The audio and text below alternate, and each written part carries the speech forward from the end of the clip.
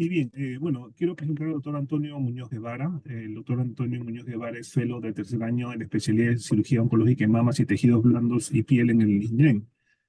Bueno, el doctor Guevara está por culminar su rotación y durante esta siempre mostró interés y compromiso con los pacientes con cáncer, ¿no? Y tiene muchas rotaciones destacadas, en la cual la que a nosotros nos interesó mucho fue la rotación que hizo en Taiwán de 3 meses, haciendo la especialidad de cirugía robótica en cáncer de mama, ¿no?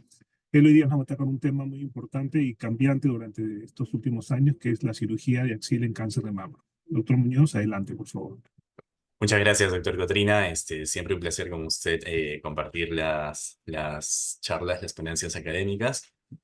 El día de hoy hablaremos de cirugía axilar en cáncer de mama.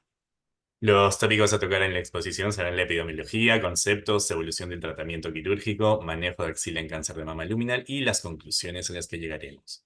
Como siempre, comenzando por la epidemiología. Con respecto al cáncer de mama, nuestra fuente Globocan, la más actualizada 2022.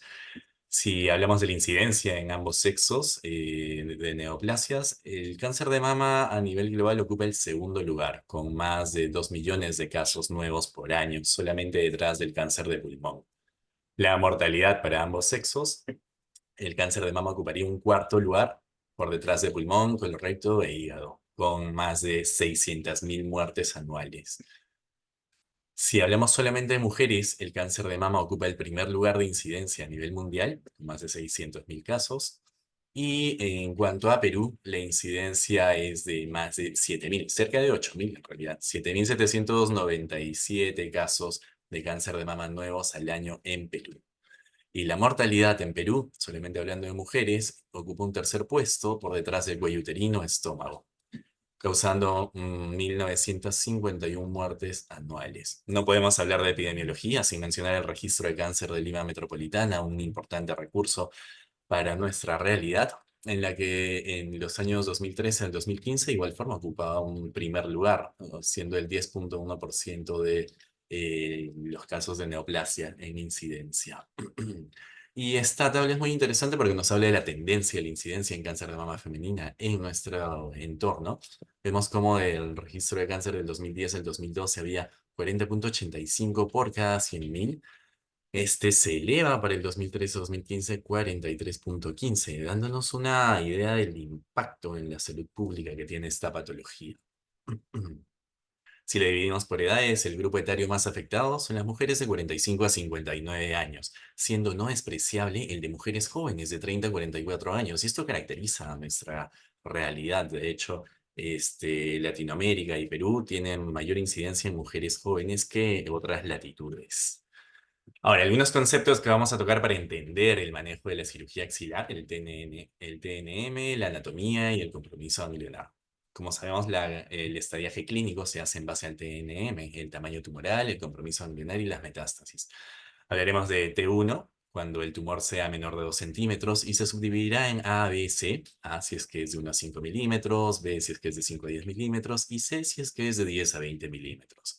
T2 cuando el diámetro mayor del tumor va de 20 a 50 milímetros y T3 cuando es mayor de 50 milímetros. T4 se subdividirá en 4. T4A cuando hay compromiso de la pared costal. T4B cuando hay compromiso cutáneo en distintas presentaciones, que puede ser como nódulos satélites, infiltración directa de la piel. T4C cuando hay infiltración tanto de la pared como de la piel. Y T4D, hablamos del carcinoma inflamatorio. Con respecto a los ganglios linfáticos regionales, pues tenemos varios grupos, pero lo importante es la clasificación según los niveles de Berg. El nivel 1, los ganglios linfáticos laterales al borde lateral del músculo pectoral menor. El nivel 2, los ganglios linfáticos que se encuentran entre los bordes lateral y medial del músculo pectoral menor. Y el nivel 3, mediales al músculo pectoral. Esta es básicamente la anatomía de la axila y cómo se operará. Se hará la disección radical de axila con el margen superior siendo la vena axilar, el medial la pared torácica, con las estructuras del nervio torácico largo y el paquete vasculonervioso del dorsal.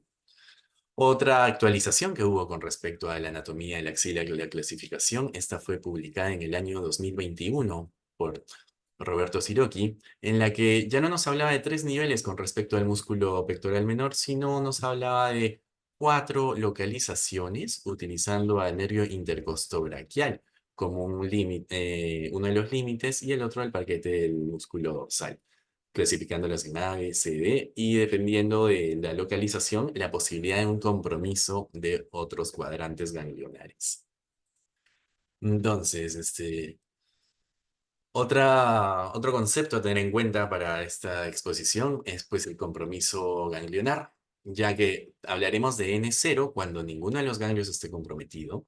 Hablaremos de células tumorales aisladas cuando haya grupos de células menores de 0,2 milímetros en su dimensión más grande o células individuales que estas sean menos de 200. Y la forma de mencionarlo es PN0 y más. Hablaremos de micrometástasis cuando los depósitos tumorales en los ganglios sean mayores de 0,2 milímetros, pero no mayores de 2 milímetros. Hablaremos de PN1-MI. La macrometástasis, esta será cuando al menos un ganglio tenga un depósito tumoral de más de 2 milímetros. Y los ganglios linfáticos van a ser positivos, pueden ser axilares, supraclaviculares o de la mamaria interna. Ahora, un poco de la evolución histórica de la cirugía en cáncer de mama. Hay descripciones en la literatura desde los egipcios que describían los tumores mamarios, crecimiento grotesco con las pacientes que terminaban falleciendo. En la Edad Media o antes también ya procedimientos que intentaban resecar el tumor mamario, la mama, la glándula, que bueno, eran bastante cruentos en las descripciones de la literatura que más parecían instrumentos de tortura y con una morbilidad y mortalidad bastante altas. Bueno, en 1894 en John Hopkins, William Halsted ya es el primero en plantear una cirugía arreglada con resultados aceptables, con una sobrevida de 45% a los 3 años, en la que se resecaba la mama, los músculos pectoral mayor y menor y los ganglios axilares de los niveles 1, 2 y 3 por protocolo. Esto marcaría la edad moderna en la cirugía mamaria. Como vemos, una sobrevida de 45 a los 3 años, con la tecnología había en ese entonces, con los métodos de anestesia de la época, que no son los comparables con los de ahora, pues era algo realmente admirable. Marcando la edad moderna de la cirugía mamaria.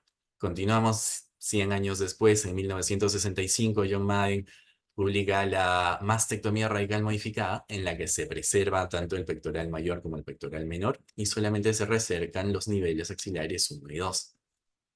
Y así fue comenzando el descalamiento de la cirugía de axila en el cáncer de mama.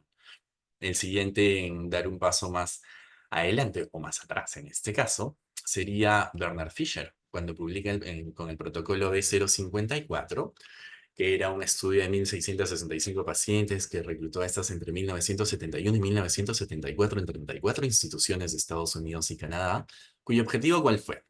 Comparar los resultados en mujeres que tenían cáncer de mama con ganglios axilares positivos versus las que tenían ganglios axilares negativos y ver tanto la sobrevida libre de enfermedad como la sobrevida libre de recurrencia. ¿Cómo hicieron? Pues en estas mujeres que tenían los ganglios positivos en axila, se sometieron a 3 distintos tratamientos. Mastectomía radical modificada, mastectomía total más radiación de la axila, o bueno, de toda la zona, y solamente mastectomía total. ¿Qué se vio? Que con un seguimiento de 25 años, la sobrevida libre de enfermedad, la sobrevida libre de recurrencia y la sobrevida libre de recurrencia a distancia eran equivalentes en las pacientes tratadas con mastectomía total más radioterapia y mastectomía radical modificada. En pacientes con un estatus ganglionar similar, vemos cómo las curvas no se despegan en los dos grupos de las pacientes recibiendo ambos tratamientos. Esto abrió la mente y dio la pregunta, ¿es realmente realizar la disección radical de axila? ¿Y por qué es importante esto? Está porque cuando hacemos una disección radical de axila, la paciente tiene un riesgo de sufrir hasta un 30% de linfedema, que puede ser tan severo, discapacitante, causando un dolor crónico de muy difícil manejo. Por ello, ¿se podría omitir la linfadenectomía para el estudio del compromiso axilar? Era la pregunta que rondaba en la cabeza de los cirujanos en esa época. Y comenzó en paralelo un concepto nuevo, que era la biopsia del ganglio centinela, que consistiría en el estudio del primer ganglio que recibe el drenaje linfático de este órgano. Este concepto fue acuñado por primera vez por Gold en 1960 al estudio de la glándula parótida y ver un ganglio que drenaba la linfa de esta. Fue evolucionando este concepto. Morton ya hizo el mapeo linfático de melanoma en 1992 y en los años 93-94 Crack con Tecnesio 99 y Giuliano usando un tinte azul, azul disosulfán, ya hicieron la descripción de técnicas del mapeo linfático y la biopsia de ganglio centinela, consistiendo en inyectar este tinte o el radionúclido en la mama, ver cómo esperar a que el drenaje linfático las llevase a los ganglios de la axila y buscar disecar este ganglio y sacarlo como muestra. Podemos ver aquí cómo la biopsia de ganglio centinela, haciendo una pequeña incisión en la axila, se ingresa, se puede ver el ganglio teñido por el tinte azul. En nuestro medio, en nuestro país, utilizamos el azul patente, pero hay otros tipos de tinte azul que se usan en otras latitudes. O también buscando con una sonda de detección de radiación gamma para el tecnesio 99, en la presencia de radiación dentro de los ganglios y resecar estos. Entonces, ya para 1999 al 2004 comienza el reclutamiento en 80 centros de Canadá y Estados Unidos de pacientes para demostrar si es que era seguro realizar la biopsia de ganglio centinela y comparar los resultados de disección radical de axila versus solamente biopsia de ganglio centinela en pacientes con axila clínicamente negativa. ¿Qué significa esto? Tenían el tumor mamario, pero la axila no presentaba nódulos ni la ecografía. ¿Cuál fue el resultado? Pues que la sobrevida y libre de enfermedad y la sobrevida global eran muy similares en pacientes con axila clínicamente negativa a las que se hacía solamente biopsia de ganglio centinela o a las que se les hacía disección radical de axila, permitiendo pensar en el desescalamiento del manejo axilar. De estas 3.986 pacientes, las que fueron a disección radical de axila y no disección radical de axila, la sobrevida global 91.8% versus 90.3% y la sobrevida libre de enfermedad 8 años de 82.4 versus 81.5. Las recurrencias a nivel de axila en las pacientes con disección radical de axila fueron 8 casos, mientras que en las que no tuvieron disección radical de axila fueron 14, demostrando la seguridad de la biopsia de ganglio centinela. Bueno, ya estaba comprobado que se podía omitir la cirugía axilar de disección radical de axila en pacientes con ganglios negativos. Después surgió la pregunta, ¿se podría omitir esta en pacientes que tengan enfermedad ganglionar mínima? Recordemos los conceptos de enfermedad ganglionar mínima, que hablábamos de células tumorales aisladas o de micrometástasis. Esta en cirugía de entrada. Ojo, no estamos hablando de pacientes post-noadjuvancia, es un tema que tocaremos después. Y hay dos estudios, básicamente, este que reclutó pacientes entre 1997 y el 2005 para evaluar la importancia de las células tumorales aisladas, el MIRROR. Y bueno, ¿qué se vio? Que las células tumorales aisladas que recibiesen adyuvancia posterior a la cirugía, los resultados eran equivalentes a aquellas axilas completamente negativas, dando pie a no necesitar hacer la disección radical de axila en pacientes que tuviesen enfermedad mínima ganglionar. Este estudio, cuyo objetivo fue el mismo, el IBCSG 2301, fue un estudio multicéntrico internacional en el que de hecho el INEN tuvo participación, también tuvo el mismo objeto y del 2001 al 2010 reclutó 934 pacientes con T1, T2, con N1 micrometástasis y después del análisis multivariado se vio que los predictores significativos para el compromiso axilar pues eran el tamaño tumoral y el grado histológico para no realizar la disección radical de axila. Vemos cómo la sobrevida libre de enfermedad a los 5 años y la sobrevida global eran muy similares en los pacientes con enfermedad mínima ganglionar que fueron a disección radical de axila o no tuvieron esta, demostrándonos la seguridad de no realizar disección radical de axila en pacientes que tuviesen enfermedad mínima ganglionar previa a la cirugía. La importancia de esta, como les dije previamente, el linfedema, dado que se observó que las pacientes que fueron a disección radical de axila en este estudio, 13% presentaron linfedema, mientras que las que fueron a biopsia de ganglio centinela, no es inocuo, 3% le presentaron. Y hay que ver también no solo el linfedema, sino la neuropatía motora y la neuropatía sensorial, que obviamente van a ser mucho más elevadas en las pacientes que van a disección radical de axila. Bueno, entonces ya sabíamos, enfermedad mínima podría diferirse o no realizarse la disección radical de axila. Ahora, ¿podría evitarse la disección radical de axila o omitirse en pacientes que tuviesen macrometástasis ganglionar? El estudio que buscó y de hecho demostró esto fue la COSOC Z0011, que entre 1999 y el 2004 se llevó a cabo en 115 instituciones con un total de 856 pacientes, cuya edad promedio fue 55 años.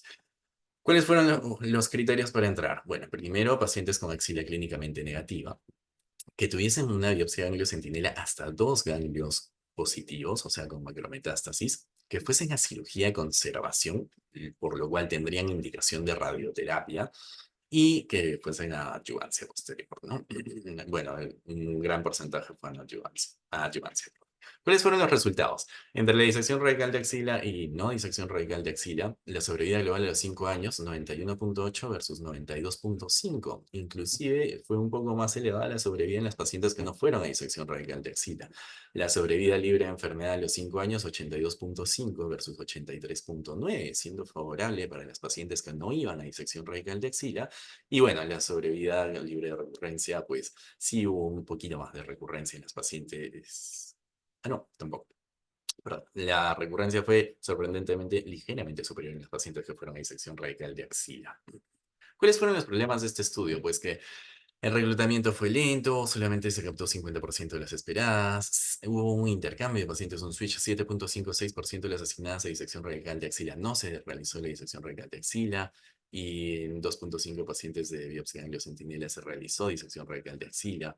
Además, la dosis de la radiación que llegaba a la axila era bastante incierta, el tipo de pacientes que tenía era bastante limitado, eran mujeres con T1, T2, no se estudiaba pacientes que tuviesen tumores más grandes o compromiso de la piel, ni tampoco a los varones. Entonces era un estudio con sus limitaciones, pero que ya daba la pauta y la indicación que no era necesaria realizar la disección radical de axila en cuando se daba cirugía de entrada y se tuviese macrometástasis en dos ganglios.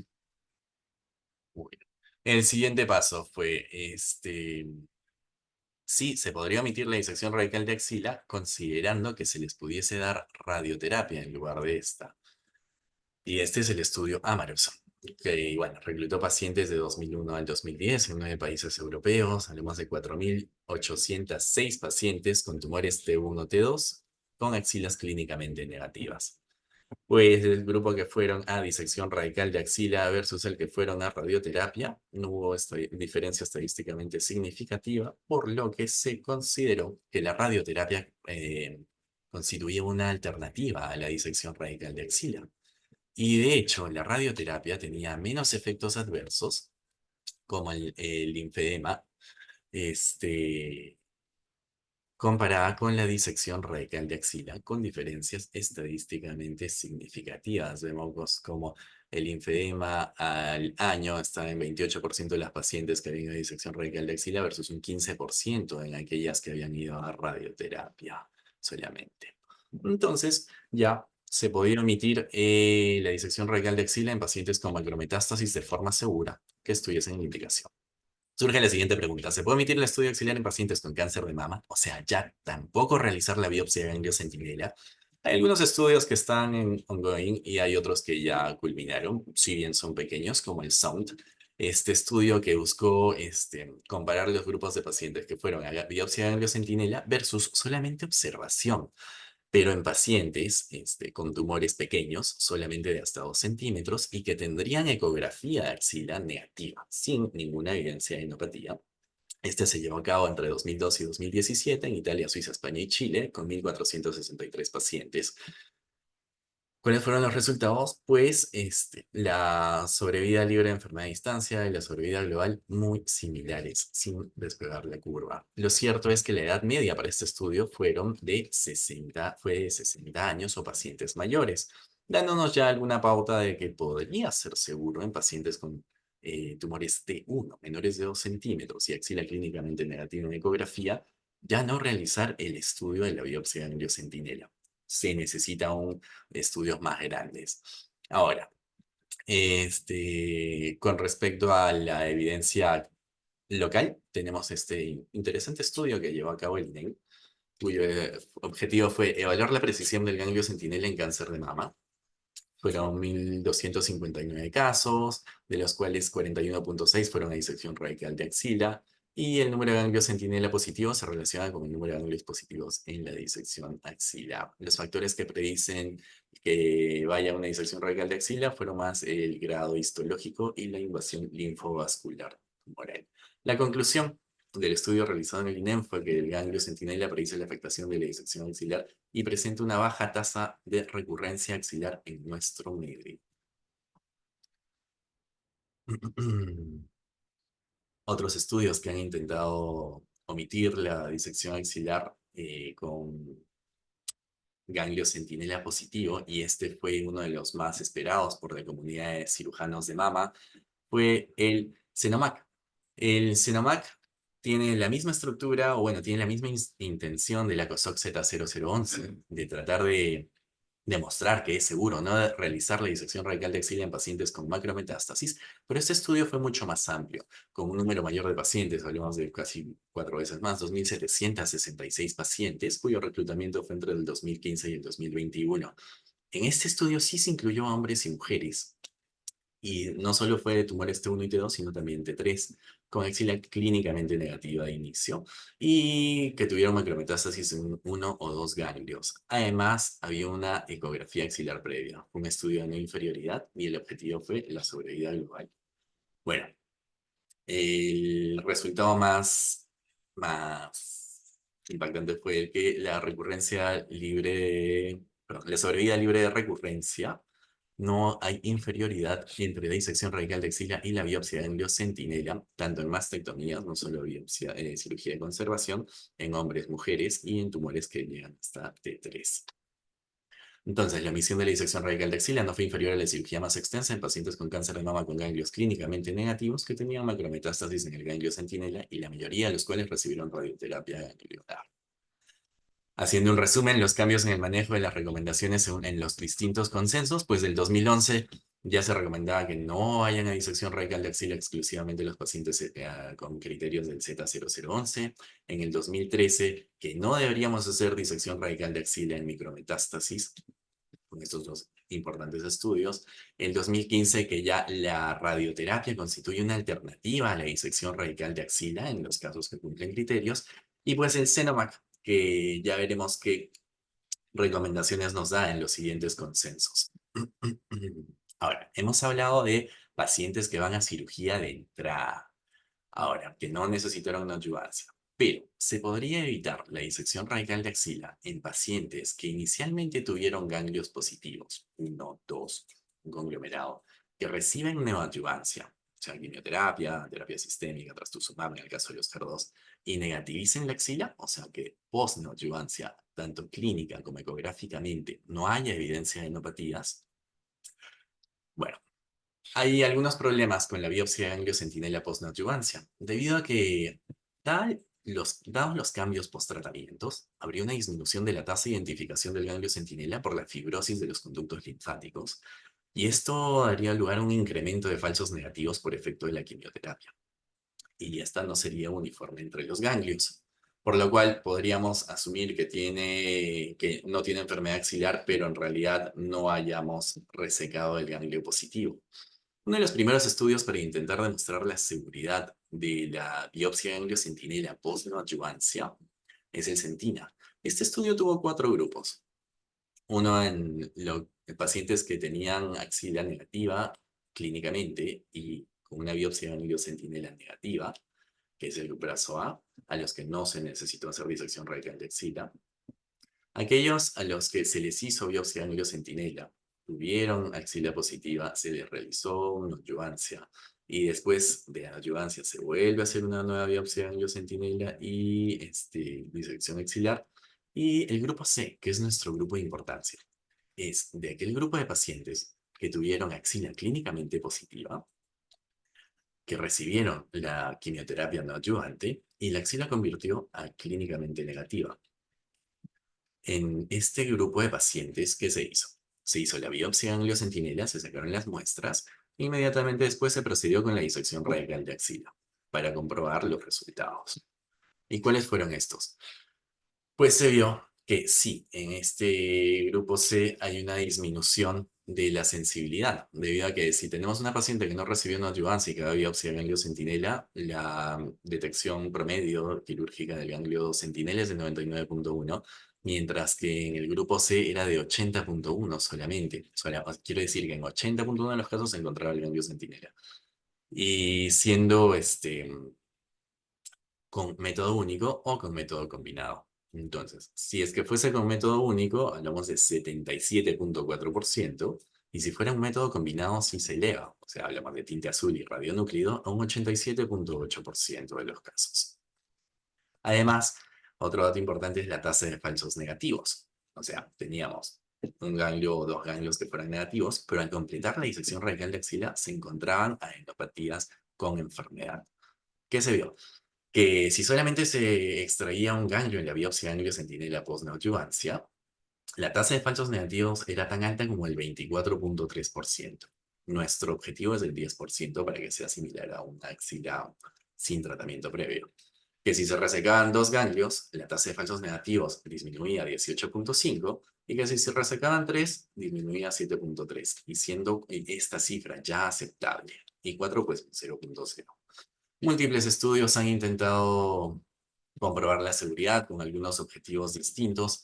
Tenemos el Sentina, que ya les mencioné, el FNAC, que fue en Canadá, también con una población de 153%. En este se caracterizaba por tener una comprobación histológica de la axila positiva, ya fuese citológica o histológica. Tenemos el ACOSOC Z1071, que incluyó pacientes con T4 también, que da la indicación de que la biopsia de ganglio centinela debería realizarse 84 días después de quimioterapia, el promedio que tenían ellos, para buenos resultados.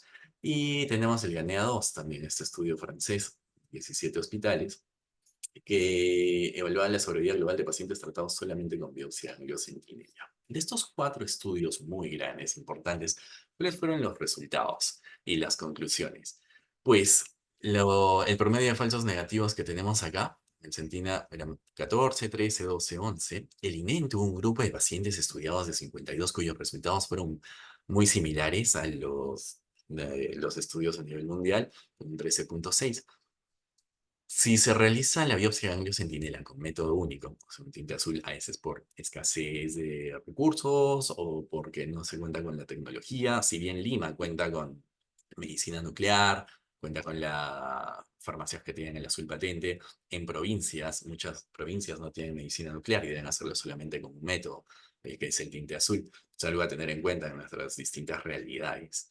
Bien, entonces, si se realizaba el método único, falsos negativos 16, 16 o 20%, un método doble 9, 5, 11% en aquellos estudios que se vio, entonces la recomendación sería utilizar un método doble para la detección de la biopsia de ganglio centinela. ¿Y cuántos ganglios reseca? Bueno, como ya lo había mencionado antes, si es que solamente se reseca un ganglio, las tasas de falsos negativos son bastante elevadas. Si son dos, disminuyen. Y lo ideal es que sean 3 ganglios centinela los obtenidos en la cirugía para tener porcentajes menores al 10%. Múltiples estudios han buscado la recurrencia axilar post biopsia de ganglio centinela solamente. Esta es baja, por debajo del 3%. Y sale otra pregunta. Ya sabemos que es seguro realizar solamente biopsia de ganglio centinela en pacientes post-neoadyuvancia que inicialmente tuvieron axila positiva. Si la axila fuera negativa en este estudio, pues no tendría que hacerse la disección radical de axila. Surge la siguiente. ¿Se pueden optimizar aún más los resultados de biopsia de ganglio centinela en pacientes con axila positiva que recibieron adyuvancia y presentan respuesta clínica? Pues sí, hay algunos intentos. Ubicar estos ganglios que fueron positivos para garantizar que durante la cirugía salgan. ¿Cómo? Pues marcándolos. Métodos de marcaje, hay varios. Colocar clips que pueden ser semillas radiactivas, otros clips que tengan una mayor ecorrefringencia y puedan ser más fácilmente localizados por ultrasonografía, y semillas magnéticas. Se colocan semillas que tienen un magnetismo marcado, que por medio de dispositivos de detección también pueden ayudarnos a detectar estos ganglios. Entonces se marca el ganglio positivo. Ya no es que se ponga la inyección en la mamá y vamos a detectar los ganglios que pintaron, sino se marca directamente el ganglio positivo para extraerlo. Un estudio inicial en el MINDAC que tuvo 120 pacientes nos daba unas cifras un poco alarmantes debido a que Bueno, si bien era óptimo que un paciente que se le realizaba solamente la biopsia de ganglio centinela, la tasa de falsos negativos era 10,1%, pero si se utilizaba y se buscaba el ganglio clipado más el ganglio centinela, bajaba solamente 1,4 los falsos negativos, había una disminución drástica de los falsos negativos. Pasaba. El ganglio marcado con clip no era el ganglio centinela en el 23% de los casos. Esto era preocupante porque podríamos estar dejando un ganglio con enfermedad, pero al ver más a fondo el estudio, vemos que tenía algunos problemas, como que la biopsia de ganglio centinela no era óptimo, dado que casi la mitad de los pacientes solamente utilizaron un método único. Entonces, esto le quita un poco de rigor a esta conclusión.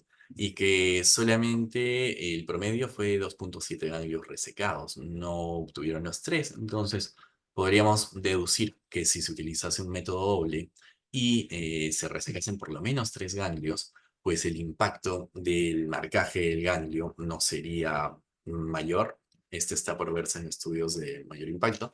Y bueno, ¿cuál era el otro problema?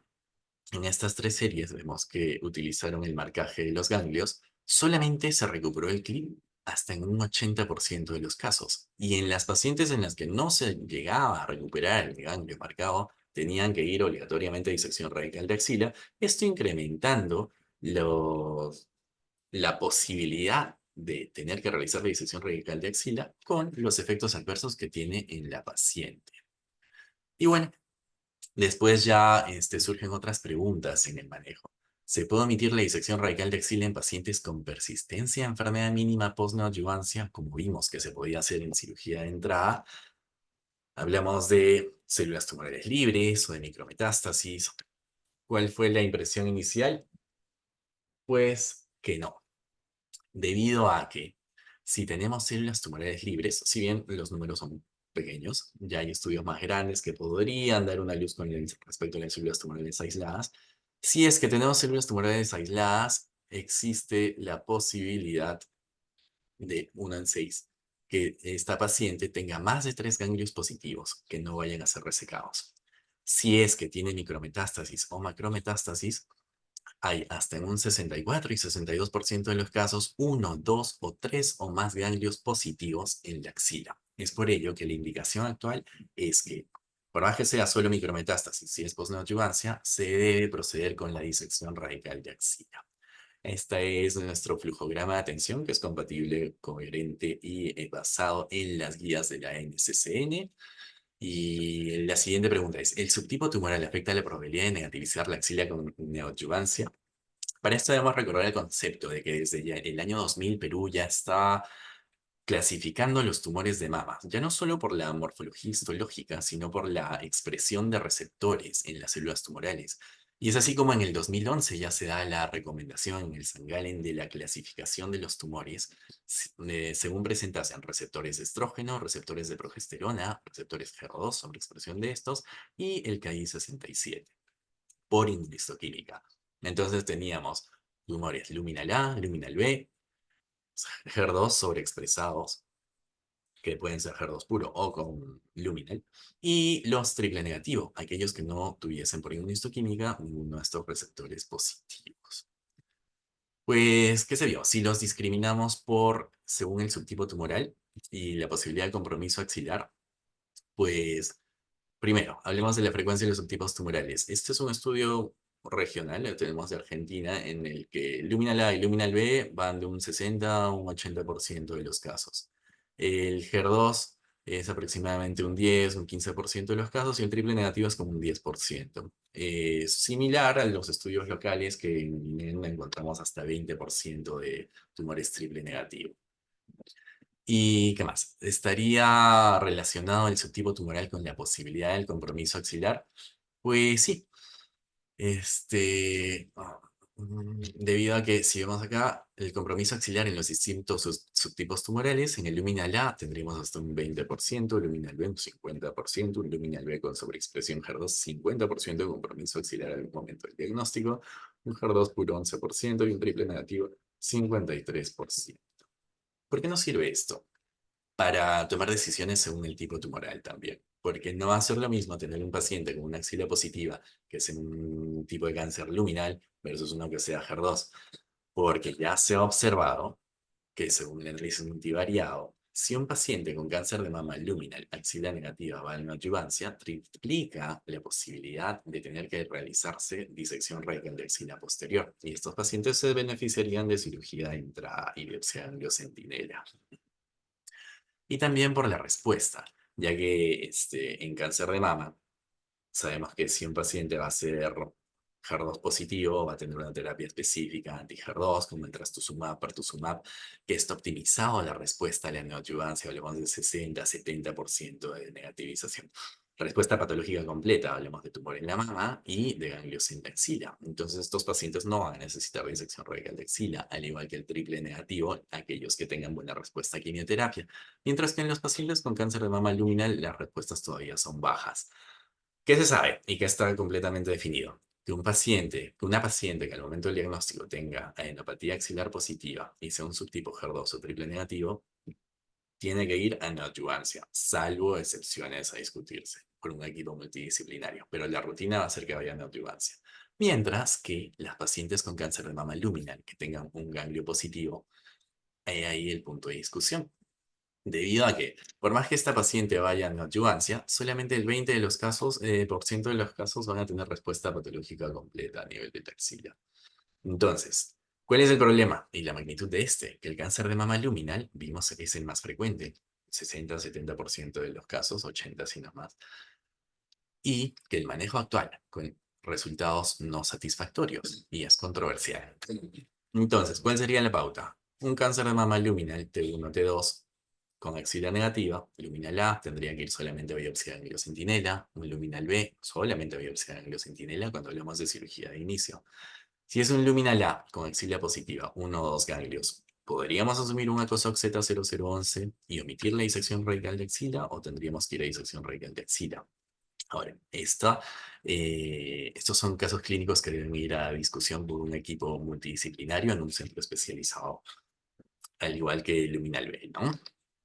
Y sabiendo que estas pacientes vayan a poder recibir radioterapia posteriormente. Ahora, en cirugía post-neoadjuvancia en cáncer de mama, estas pacientes luminal, de igual forma, aquellas que tengan axila negativa, sean luminal A o luminal B, quedarán solamente en biopsia de angiocentinela. Pero en luminal A o luminal B podrían haber excepciones si es que fue post-quimioterapia no adyuvante o si fue post solamente endocrinoterapia. Estas son preguntas que esperemos se respondan con estudios más grandes cuyos resultados salen en 4 o 5 años. Esperemos que menos, pero que de todas formas deben ser discutidas por un equipo multidisciplinario en instituciones con la experiencia en el manejo del cáncer de mama. Bueno, las conclusiones a las que llegamos en esta charla, pues que el avance del conocimiento del comportamiento del cáncer de mama y su biología ha permitido el descalamiento en el manejo quirúrgico en los últimos 20 años, que la biopsia del ganglio centinela es el estándar actual en el manejo de axila, que las pacientes con biopsia de ganglio centinela positivo, la radioterapia podría ser equivalente a la disección radical de axila, con menores secuelas a largo plazo en pacientes seleccionados como unos lábaros, y que aún no se cuenta con suficiente evidencia que respalde, pero están en curso estudios para prescindir de biopsias de ganglio centinela en axilas clínicamente negativas, de escalar el tratamiento en biopsia de ganglio centinela positivos post-neoadjuvancia en pacientes seleccionados, y que se debe tener un manejo multidisciplinario que permita disminuir la extensión y la morbilidad del manejo de la axila en las pacientes con cáncer de mama luminal, individualizando según cada caso en particular. Bueno, muchas gracias.